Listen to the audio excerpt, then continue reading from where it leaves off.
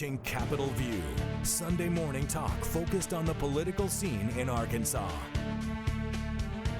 The program. I'm joined now by Senator Linda Chesterfield. She's a Democrat of Little Rock. Good to see you. Good to see you, Roby, always. And I want to make it clear, she's not term limited, but she is retiring from the state Senate. And this caps off almost 20 years at the Arkansas legislature. Congratulations. That's a huge accomplishment. Thank you so much. Yeah. I've survived.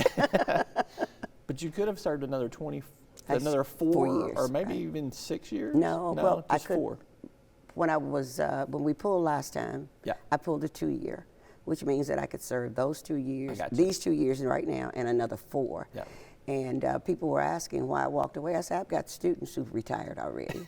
And so, you know, you need to know when to leave. As my cousin would say, don't miss your exit.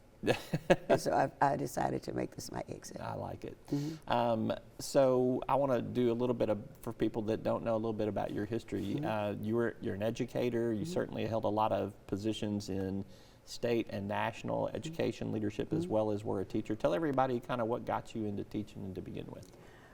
I'm not really sure why I decided to be a teacher, but it's something that I really enjoyed for some 30 years.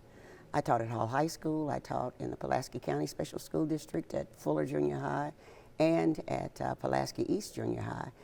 And it was so interesting. After all of the stuff yesterday at the Senate that was so moving for me, we stopped to get a newspaper, and one of my former students walked up to me who had retired after 40 years and wanted to show me his daughter's pictures and to thank me for being an inspiration to him and for making him do his very best. And he retired very successfully from engineering. And it's those things. It's the most important job I ever had, was teaching school. Yeah, much more so than being in the state Senate. By all means, by all means. I want people to understand, too, what a pioneer you were.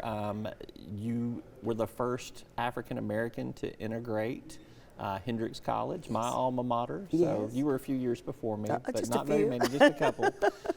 And yesterday you mentioned it when you got the just laudatory farewell from the Senate. It was a moving experience to watch everybody kind of come down and offer an introductory letter for you to be in the Arkansas Black Hall of Fame. So tell me what emotions you were kind of feeling as all that. I don't see how you kept a dry eye. I didn't for some of it. It was so moving. To enjoy the respect of your colleagues is very, very important. And I've been deliberate in trying to establish relationships. I've always been a minority, so operating within a minority environment is not new to me.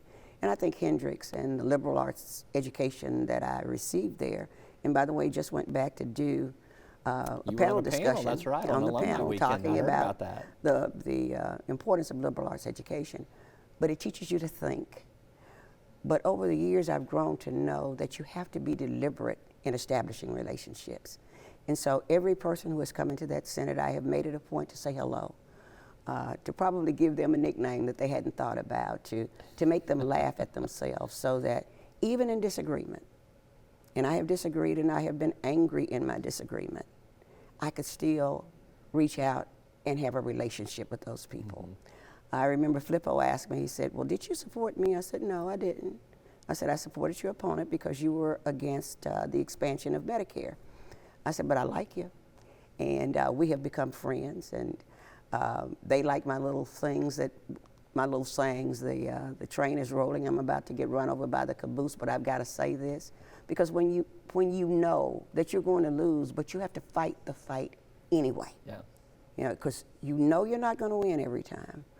But then sometimes later on, you find that what you were fighting for back then becomes a reality that day. The respect that you're talking about from colleagues across the aisle, and the fact that it didn't become personal for you, and at least not permanently personal. You may have taken a few things personally. This time was a challenge. But the way that you have always wanted to kind of keep those friendships and relationships at least on a level where there can continue to be dialogue, that is lost in today's politics. Would you agree? I'm afraid it's under attack in today's politics. It's so critically important to have dialogue.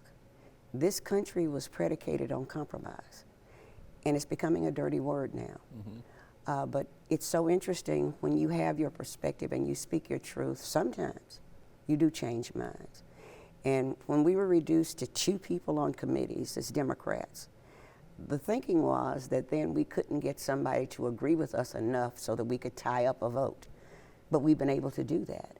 Because when you speak your truth and your truth makes sense to other people, even across the aisle, sometimes you prevail. And you're not going to do it all the time, no matter which side of the aisle you're on. But it was important to me to continue the dialogue so that at some point in time, something important, we were able to reach common ground. Yeah. Let's talk about some of your accomplishments in the legislature. You also, you chaired, I think, in the House. Did you chair the Transportation Committee when the I chaired that in the Senate, my first year in the Senate. When the big highway proposal kind of went through, you've also been active on a lot of education issues over the years. Kind of give me the walkthrough of what you kind of see as some things that you felt like I'm particularly proud that I helped make this happen. Well, I'm the only one left from Lakeview in the Senate, and I think we did yeoman's work there. We were able to bring about a change in funding because we were dealing with inequity in funding, and we're still not where we need to be. But we were able to put in place funding that recognized that poverty has a strong impact on how children learn, and that if we do not invest more in those kids who have the least, then they're not going to be able to succeed.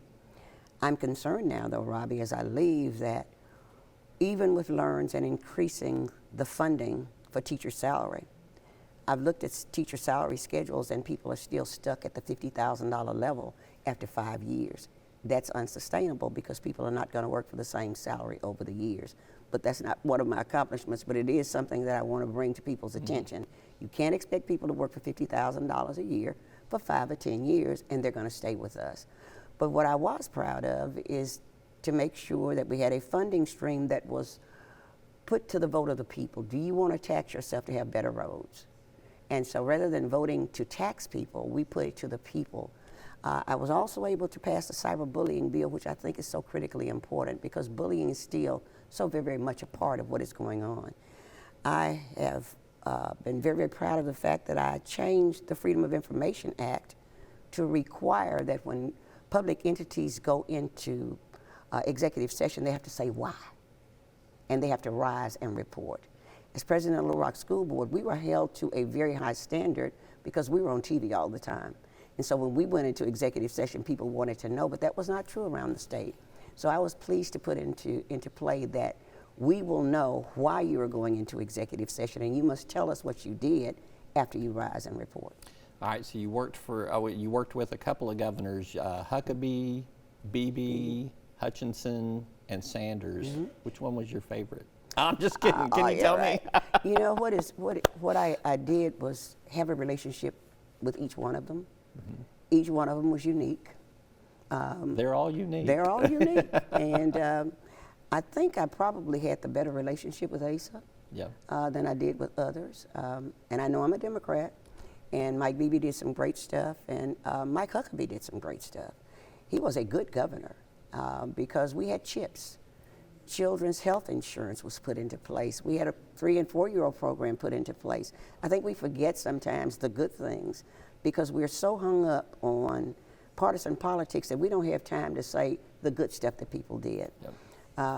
Mike Beebe putting into place what people think is a pejorative when we say Obamacare, but putting that into place in an environment where he was not blessed with a majority Democratic legislature. And then I worked with ASA to provide funding for HBCUs, which was really, really important to me because Shorter College was about to die.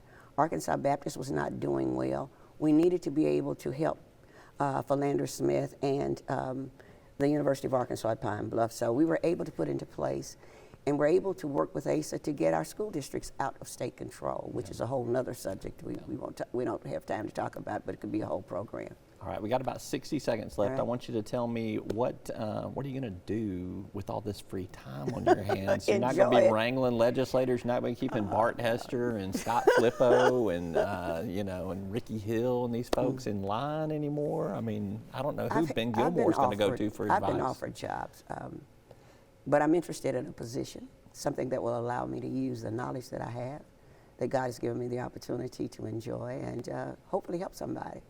But right now, when I leave, I'm going to rest. I'm just going to rest a minute and see what happens. We'll see. Yeah, well, you've earned it and you deserve it. So, Linda Chesterfield, State Senator, so Thank you, proud Rudy, of and you. thanks for all you do. Yes, thank I you so appreciate much. Really appreciate it. And I look forward to when we get off the set here, we're going to share a few Hendrix stories Okay, as let's well. do that. So I want to Let's hear do if that. you've been to some of the places I've been on that campus. No. All right. Couch Hall, no. All right, Senator Linda Chesterfield, thank you so much. We will be back with more right after this.